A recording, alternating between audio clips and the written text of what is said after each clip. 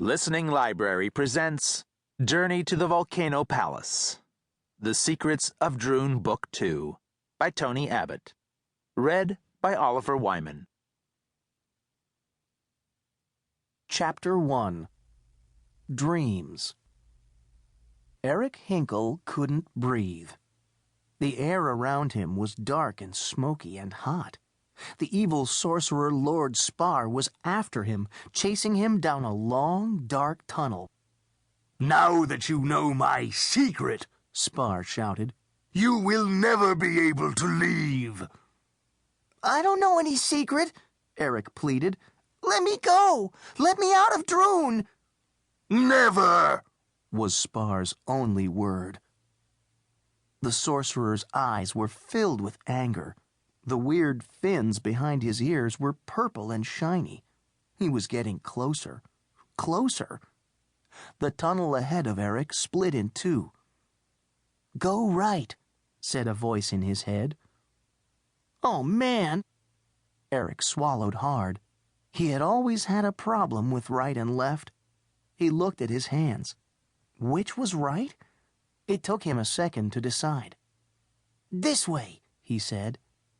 He charged ahead into one of the tunnels. "No," said the voice in his head. "The right one." "Ha! Now I have you!" Sparr shrieked as Eric ran up against a solid wall. "My secret is safe!" "Help!" Eric cried. "I'm trapped!" Sparr lunged. Eric leaped out of the way. Thud! "Ouch!" Eric groaned. He opened his eyes. He was in his room. He was half on the floor, half still in bed, wound up tight in his bedsheet.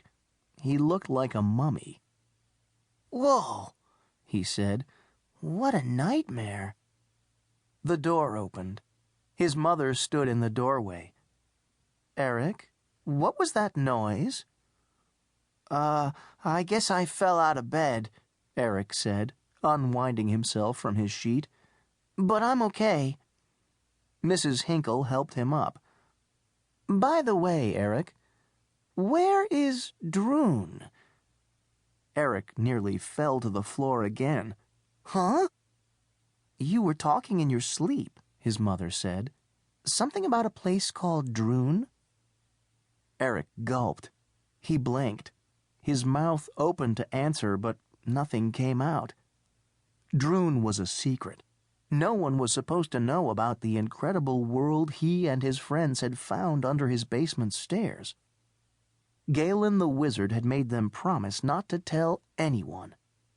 The problem was, ever since his first time in Droon, Eric couldn't think of anything else. Now he was even dreaming about it. And Princess Keeah had told them that when you dreamed about Droon, it meant you would go back. Droon is a place we, made up," Eric said. "Neal and Julie and I." He hated to lie, but until he and his friends found out more about Droon and about the evil Sparr, it wasn't safe for people to know.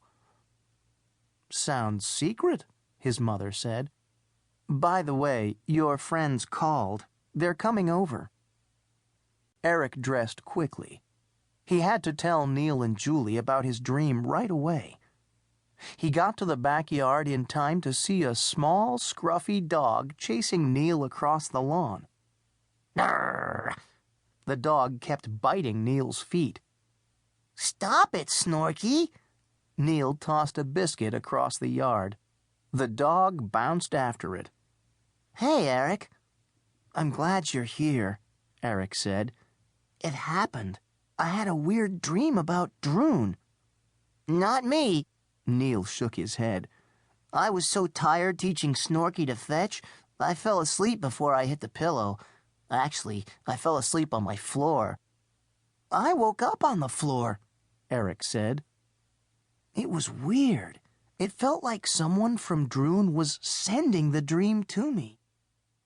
At that moment, Julie came into the yard. Eric ran over to her.